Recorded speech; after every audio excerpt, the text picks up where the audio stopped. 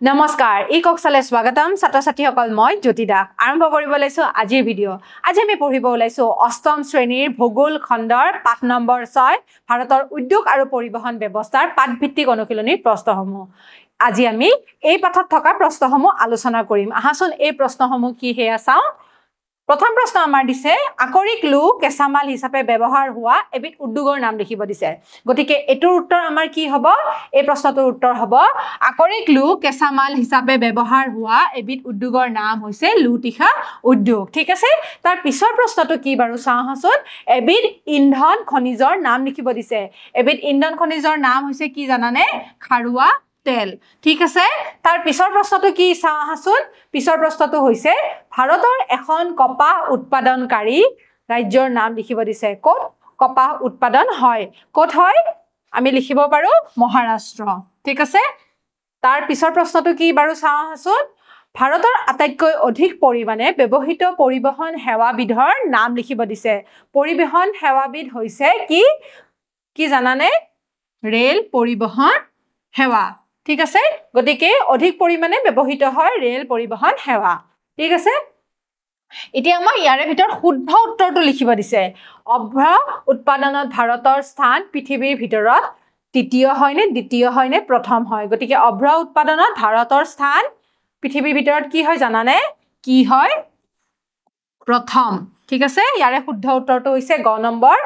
যেটো অপচন আছে হেতু অপচন প্ৰথম ঠিক আছে তাৰ পিছৰ প্ৰশ্নটো চাওঁহাচোন ভাৰতৰ প্ৰথমতে ৰেল চলিছিলে ভাৰতত প্ৰথমে ৰেল চলিছিলে কোনটো চনত ইয়াতে তিনিটা চন দি আছে 1835 চন 1935 চন 1853 চনত গতিকে ভাৰতৰ প্ৰথমে ৰেল চলিছিলে 1853 চনত বাকি কেটা অপচন ভুল ঠিক আছে তাৰ পিছৰ প্ৰশ্নটো চাও ভাৰতৰ দীৰ্ঘতম ৰাষ্ট্ৰীয় ঘাইপথটো হল গতিকে কি আছে 1 2 আৰু 46 নম্বৰ ৰাষ্ট্ৰীয় ঘাইপথ গতিকে 1 আৰু 2 টো নহয় শুদ্ধ উত্তৰটো হৈছে 46 নম্বৰ ৰাষ্ট্ৰীয় ঘাইপথ এটো আছে আমাৰ একেবাৰে কৰ পৰা কাশ্মীৰৰ পৰা কন্যাকুমাৰীলৈ গতিকে তামিলনাডুৰ কন্যাকুমাৰীলৈকে এই ৰাষ্ট্ৰীয় ঘাইপথটো আছে ঠিক আছে ভাৰতৰ আটাইতকৈ বেছি পথৰ ঘনত্ব থকা ৰাজ্যখন হৈছে অসম কেৰালা অন্ধ্ৰ প্ৰদেশ গতিকে কোনখন ঠাইত বেছি পথৰ ঘনত্ব আছে মানে বেছিকৈ আছে পথ গতিকে অসম নহয় কেৰালা হৈছে শুদ্ধ উত্তৰ অন্ধ্ৰ প্ৰদেশ নহয় গতিকে ইয়াৰ উত্তৰটো আমি পালো খ নম্বৰ কেৰালা ঠিক আছে ইয়াতে আটাইতকৈ বেছি পথৰ ঘনত্ব আছে ঠিক আছে তাৰ পিছৰ প্ৰশ্নটো চাওঁহাচোন উত্তৰ লিখিব দিছে ভাৰতবৰ্ষৰ প্ৰধান খনিজ বলয়সমূহ কি অসম কোনোবা খনিজ বলয়ত অন্তৰ্ভুক্ত হয়নে ঠিক আছে এই খনিজ বলয়সমূহ আমাৰ ভাৰতত আছে অসমখন কোনটো খনিজ বলয়ত আছে হেতু লিখিব দিছে গতিকে আমি ইয়াৰ উত্তৰ লিখিব পাৰো ভাৰতবৰ্ষৰ প্ৰধান খনিজ বলয়সমূহ হৈছে উত্তৰ পূব উপদ্বীপীয় বলয় ছোটানাগপুৰ মালভূমি উৰিষ্যা ঝাৰখণ্ড আৰু পশ্চিম বংগ 2 নম্বৰত আছে মধ্য বলয় ছত্তীশগড় অন্ধ্ৰ প্ৰদেশ মধ্য প্ৰদেশ আৰু মহাৰাষ্ট্ৰ আছে তাতে দক্ষিণ বলয়ত আছে কৰ্ণাটক মালভূমি আৰু তামিলনাডু দক্ষিণ পশ্চিম বলয়ত আছে কৰ্ণাটক আৰু গোৱা উত্তৰ পশ্চিম বলয়ত আছে আৰৱলী পৰ্বতৰ সৈতে ৰাজস্থান আৰু গুজৰাট আৰু উত্তৰ পূব তৈল বলয়ত আছে অসমৰ ব্ৰহ্মপুত্ৰ উপত্যকা গতিকে অসমৰ ব্ৰহ্মপুত্ৰ উপত্যকাটোৱে হৈছে উত্তৰ পূব তৈল বলয় ঠিক আছে অসম ক'ত আছে উত্তৰ পূব তৈল বলয় আছে অন্তৰ্ভুক্ত হৈ আছে ঠিক আছে ভাৰতৰ 5টা প্ৰধান লুটিখা উদ্যোগৰ নাম লিখিব দিছে ঠিক আছে ভাৰতৰ 5টা প্ৰধান লুটিখা উদ্যোগ ক'ত আছে আমি ভালদৰে লিখি লওঁ হা ভাৰতৰ 5টা প্ৰধান লুটিখা উদ্যোগ হৈছে জামশেদপুৰৰ টাটা তীখা উদ্যোগ ব্ৰানপুৰৰ তীখা উদ্যোগ ভদ্ৰাৱতী তীখা উদ্যোগ ভিলাই তীখা উদ্যোগ ৰুৰকেলা তীখা উদ্যোগ ঠিক আছে তাৰ পিছৰ প্ৰশ্নটো কি মুম্বাই আহমেদাবাদ অঞ্চলত বয়ন উদ্যোগসমূহ কিয় গঢ়ি উঠিছে ঠিক আছে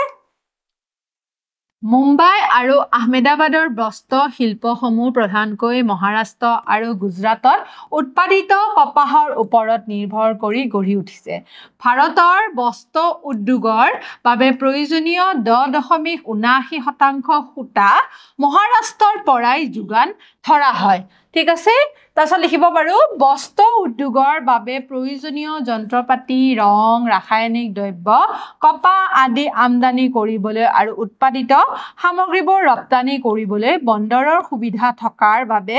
মুম্বাই আহমেদাবাদ অঞ্চলত বয়ন উদ্যোগসমূহ গঢ়ি উঠিছে গতিকে ইয়াৰে উত্তৰটো আমি এইদৰে লিখিব পাৰো ঠিক আছে বিজ্ঞান আৰু প্ৰযুক্তিবিদ্যাৰ প্ৰয়োগে স্থল জল আৰু বায়ু পৰিবহনৰ ক্ষেত্ৰত কেনে ধৰণৰ পৰিৱৰ্তন আনিছে লিখা গতিকে বিজ্ঞান আৰু প্ৰযুক্তিবিদ্যাই স্থলৰ জল আৰু বায়ু পৰিবহনত কেনে ধৰণৰ পৰিৱৰ্তন আনিছে হেতু আমাক লিখিব দিছে আমি লিখিব পাৰো অতীজত মানুহে এঠাইৰ পৰা অন্য ঠাইলৈ খোজ কাঢ়ি নাইবা হাতী ঘোঁৰা গাধ মহ আদি জন্তুৰ সহায়ত অহা যোৱা কৰিছিল জলভাগত নাৱেৰে দ্বাৰা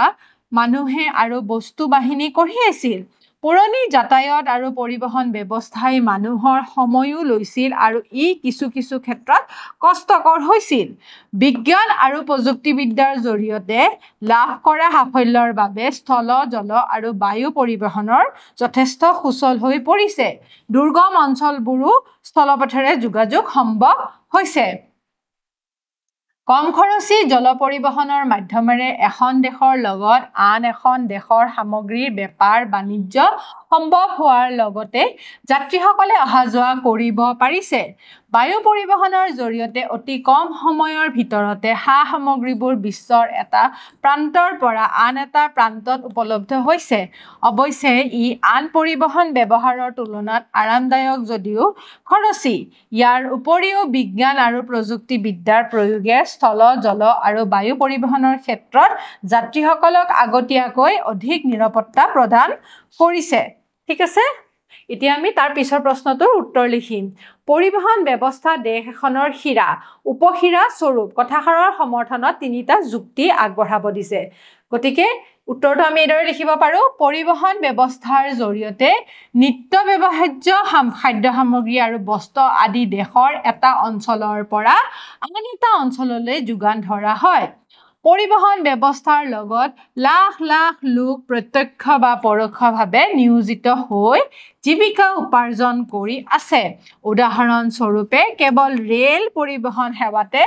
1.4 নিযুত বিষয়াত কৰ্মচাৰী নিযুক্ত হৈ আছে ঠিক আছে 3 নম্বৰ পইণ্টত আমি কি লিখিব পাৰো 3 নম্বৰ পইণ্টত আমি লিখিব পাৰো পৰিবহন ব্যৱস্থাই দেশৰ অৰ্থনীতিকো টনকিয়াল কৰাত সহায় কৰিছে ৰেল সেৱাৰ জৰিয়তে দেশে ভালেখিনি ৰাজহ অৰ্জন কৰে উদাহৰণ স্বৰূপে 2011-12 বৰ্ষত ৰেল পৰিবহন ব্যৱস্থাৰ পৰা দেশত 1,08,27,879 কোটি টকা উপাৰ্জন হৈছিল গতিকে আমি গমে পাইছো যে ৰেল পৰিবহন ব্যৱস্থাৰ জৰিয়তে কিমান লাভ হৈছে হেয়া দেখুৱাই দিয়া হৈছে ঠিক আছে গতিকে এইকেইটা পইণ্ট আমি লিখিব পাৰো 6 নম্বৰ প্ৰশ্নটো চোৱাচোন ভূচিত্ৰাৱলীৰ সহায়ত আমাক লিখিব দিছে অসমৰ ৰাষ্ট্ৰীয় ঘাইপথসমূহ চুই যোৱা জিলা সদৰসমূহৰ নাম লিখিব দিছে গতিকে তোমালোকে মেপৰ জৰিয়তে ৰাষ্ট্ৰীয় ঘাইপথসমূহ বাছি উলিয়াবা মই বাৰু উত্তৰটো কৈ দিছো উত্তৰটো হৈছে